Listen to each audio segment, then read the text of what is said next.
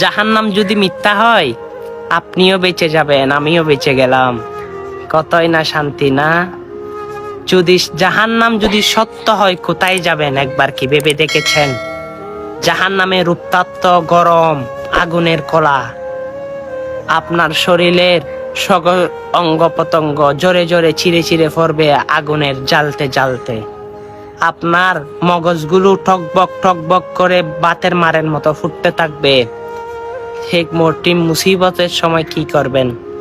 অবশ্য কোরআনে কারিম এবং হাদিস প্রমাণ জাহান্নাম যে সত্য, সেই জাহান্নামে চিরস্থায়ী আপনাকে হতে হবে শুধু নেকি না থাকার কারণে।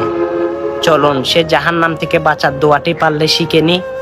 আর যদি ভালো লাগে সকল মানুষের কাছে পৌঁছে দিতে পারেন, কারণ জাহান্নাম থেকে বাঁচার সকলের অনুরোধ রইল।